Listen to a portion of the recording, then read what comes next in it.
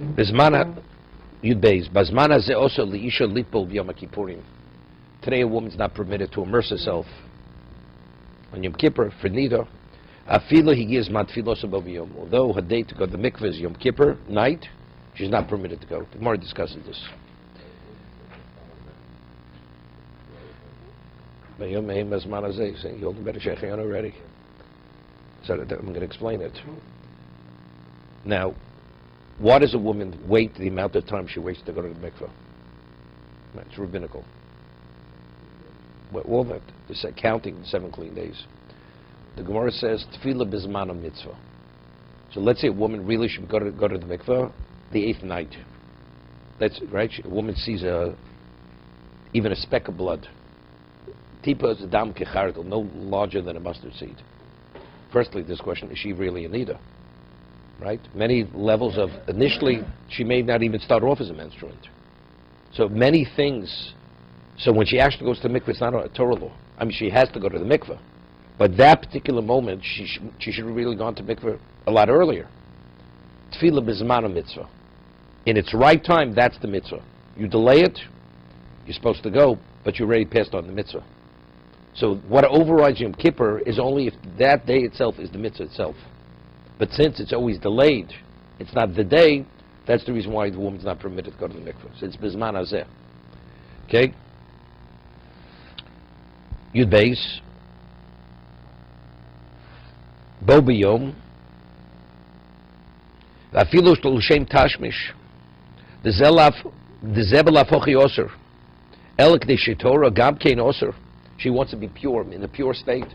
It's not for the sake. Cohabitation is not permitted, but that's not why she wants to go to the mikveh. Let's say at one time, a woman was contaminated. She touched truma, would touch anything. She'd contaminate it. She had to go to the mikveh. But if it came out, fell out, her mikveh night was Yom Kippur, she wouldn't go to the mikveh. It was again, because it was that particular day, was not the day, it was delayed, it was beyond that day. Let's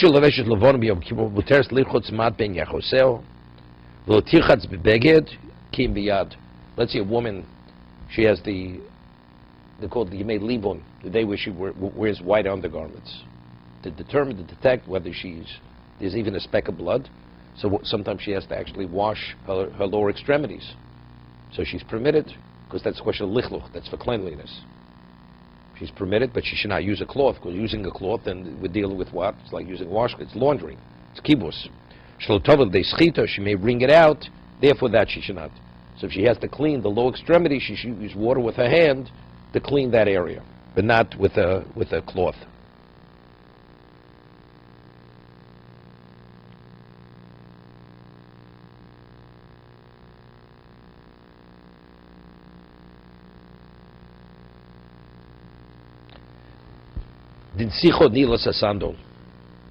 Also, a person wants to anoint themselves.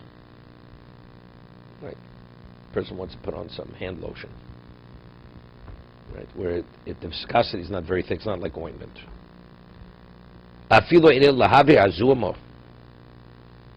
What about the person has some kind of uncleanliness and he wants to use it to remove that? Which you'd think maybe it's permitted, because we said for rechitza, washing is only not permitted if it's for pleasurable reasons. But if it's for hygienic reasons, you're permitted to wash. But what about Sikh would say, even to remove zuama, you should not. We'll see in a moment. A person has some kind of illness, and he has to be anointed. He has to apply some oil. For whatever reason, he's permitted. He has sores, and he has to apply this oil to the sores for healing.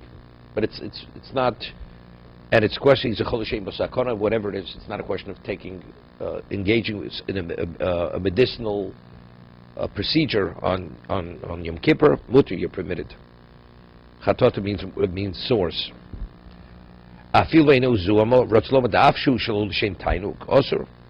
So we're differentiating between anointing and washing. Chatotim, he's bringing this up. There's only a person that during the week, even a healthy person would normally apply this type of oil. But if it's only a sickly person, then it's refuah.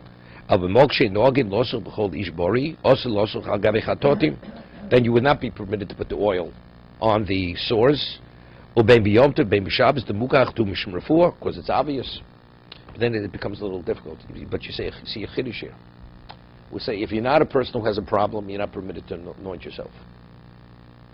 Like we said, drinking a hot cup of tea, let's say with honey, because you have a sore throat, you're permitted. Because the Mishnah says in Shabbos, because it's Michael Brim, because even a healthy person drinks a hot cup of tea. It's not only the sickly person. So even though you're sickly, you're permitted.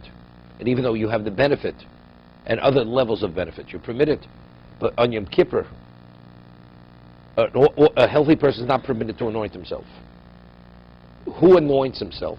A person who has a physical problem. So why isn't that automatically obvious that the reason why he's anointing himself is for medicinal reasons? It should not be permitted. Right? So even in a community during the week where you normally would anoint yourself, you put oil on your wherever you may put it, and it shouldn't be permitted, because it's obvious the reason why you're doing it is because there's a health issue here. So you see a chiddush over here.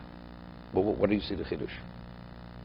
That when we speak of Michael Briam, whether it's a healthy person's behavior or not, you don't look at the particular moment when the person's actually engaging that particular procedure or action. It's what is it? If putting oil on your body is not the action of a person who has a health issue, it's permitted, even though today a healthy person is not permitted. And so you look at the activity. What is the activity?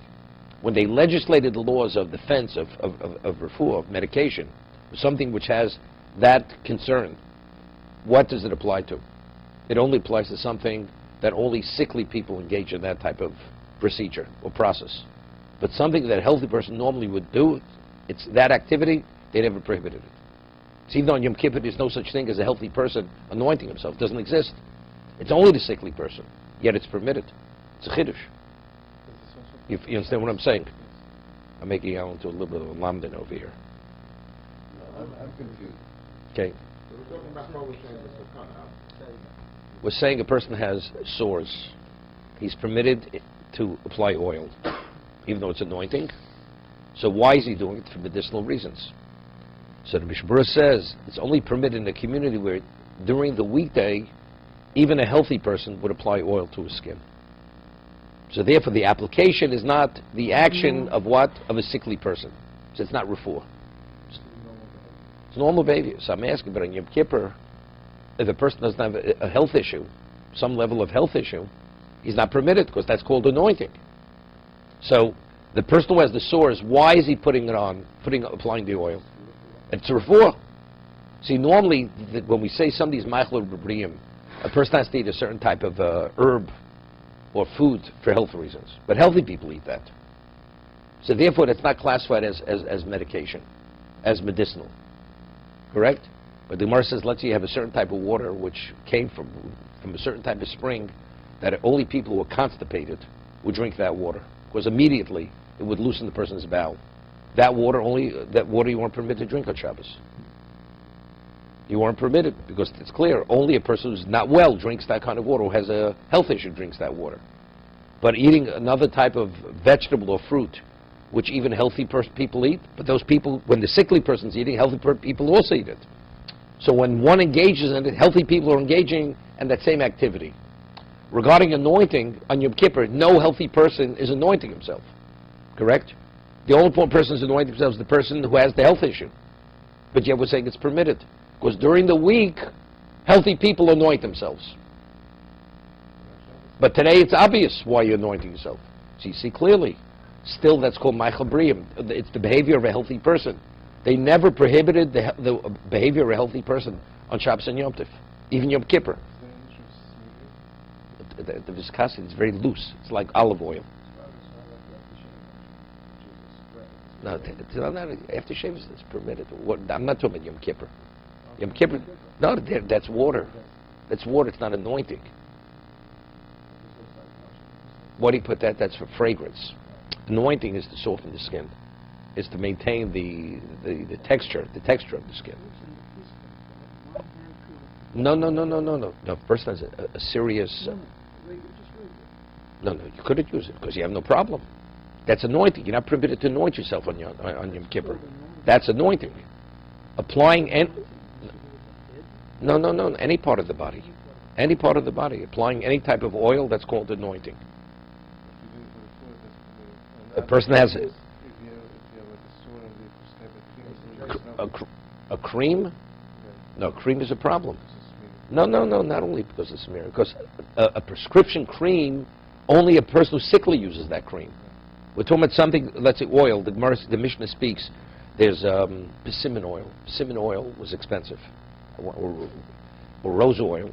It says only the royalty would use that kind of oil. That kind of oil, an ordinary person wasn't permitted to use on Shabbos.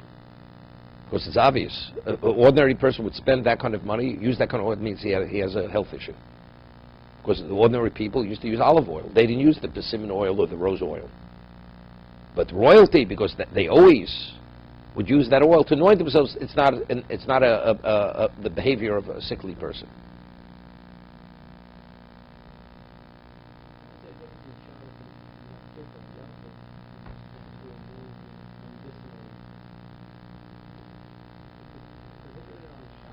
Permitted. If you want to put olive oil on your hands, you're permitted to put olive oils. Yeah, but it's only... No, we're talking about where healthy people apply olive oil to their hands. No, then you're not permitted. We're speaking about people only put olive oil on their hands when they have chapped hands. Right? That's why they put olive oil in there. Then you're not permitted.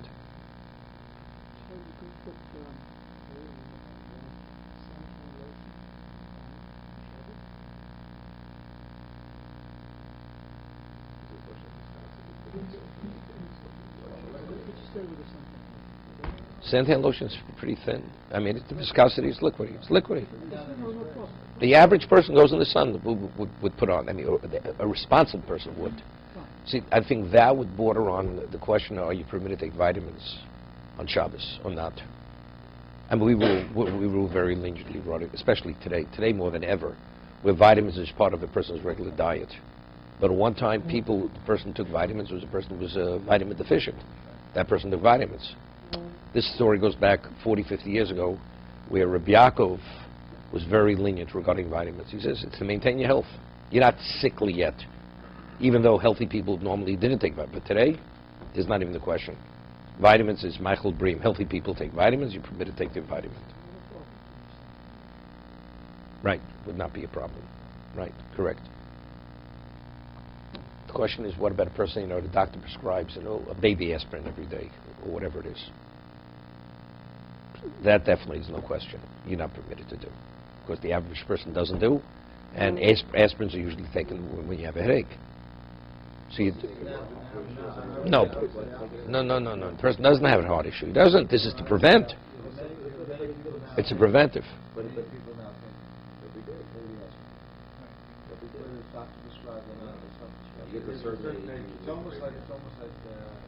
No worse than vitamins. No worse than vitamins. I don't think so. The same issue with vitamins. There's a baby aspirin doesn't cure a headache. So what would happen if a person who wanted to take the medication, like this, like baby aspirin, crushed it before Shabbos? It has nothing to do. No, it has nothing to do with it. It's what are you taking?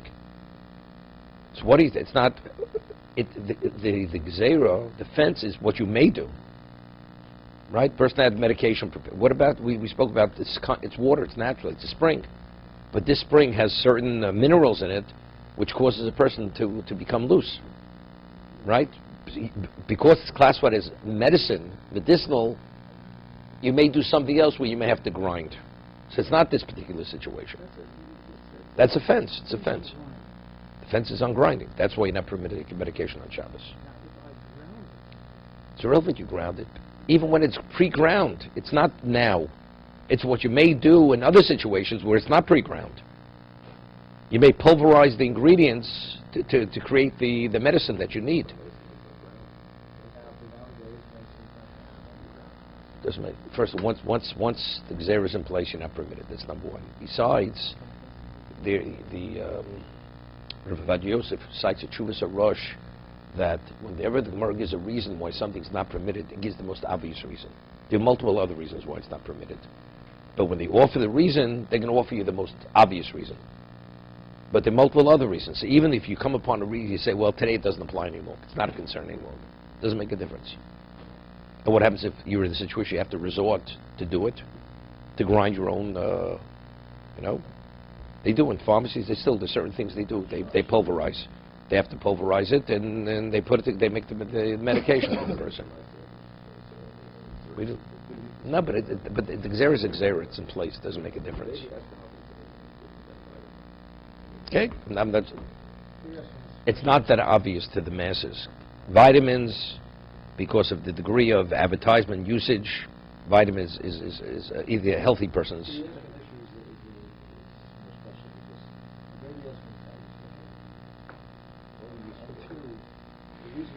Firstly, why do they manufacture it? Why is the baby? Originally, it was for the baby. So for a baby, it's effective. So good, its classification is medicine.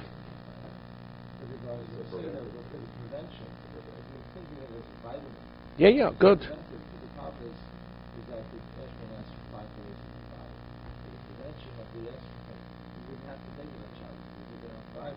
Okay.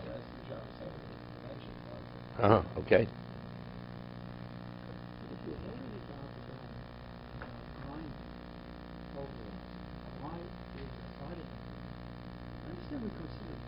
No.